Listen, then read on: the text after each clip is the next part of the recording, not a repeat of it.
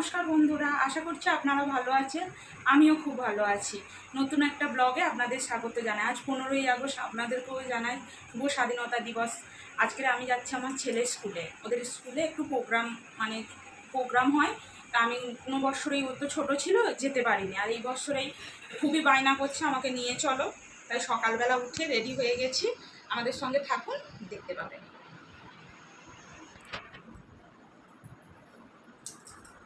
খুব তাড়াহুড়ো ব্যস্ততার মধ্যে আছি, রেডিও হয়েছি খুব তাড়াহুড়ো ভাবে। চলুন আমাদের সঙ্গে।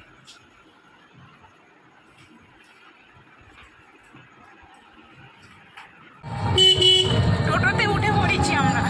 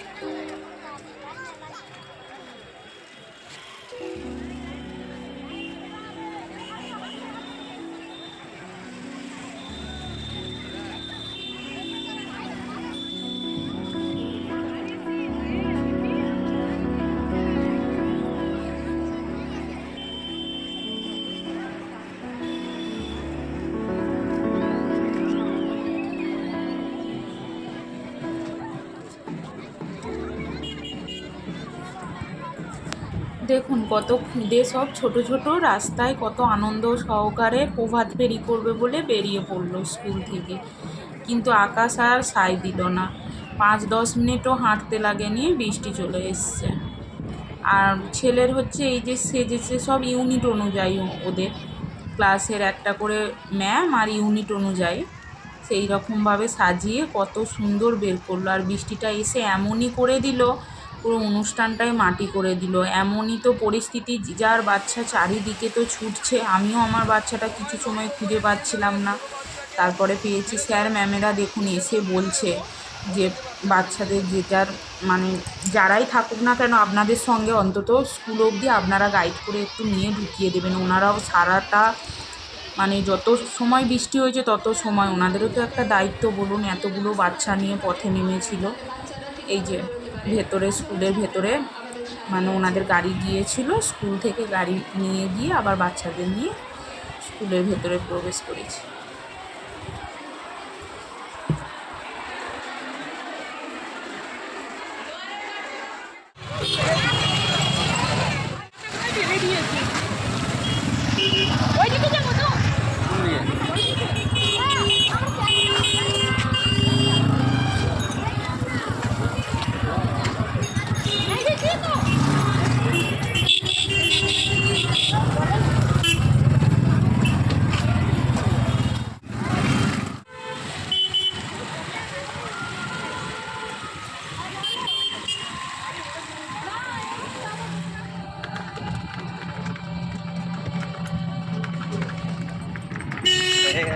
স্বাধীনতা দিবস, বৃষ্টি ভেজা স্বাধীনতা দিবস, বৃষ্টি ভেজা স্বাধীনতা দিবস হয়ে গেছে। সবাই, সব বাচ্চা টাচ্চা মা সবাই ভিজে গিয়েছি, হলো না।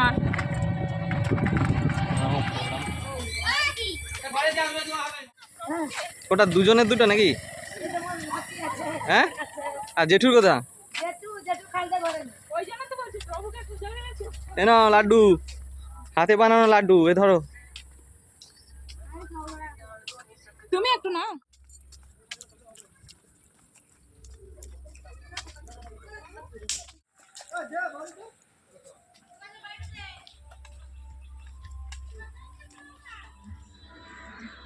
বাড়ি চলে এলাম ছেলে স্কুল থেকে। ভিজে টিজে গেছি পুরো, একদম একাকার অবস্থা। ছেলে তো পুরো ভিজে গেছে।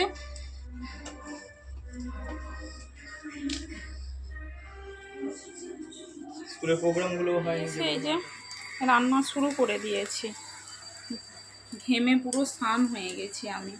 রান্নাঘরে তো তাড়াতাড়ি করে রান্না করছি।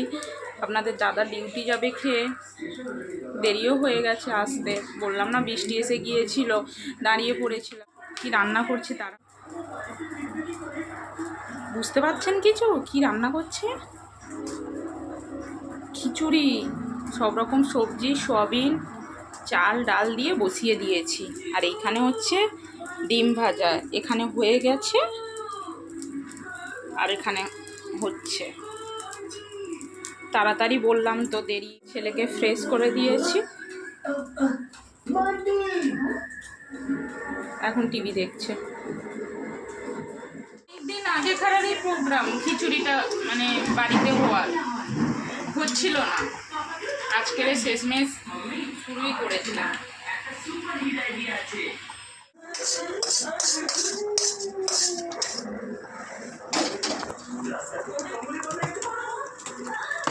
খিচুড়ি কমপ্লিট হয়ে এসছে, আর একটু ফুটে গেলে নামিয়ে নেবো। ঝালটাল কম দিয়েছি।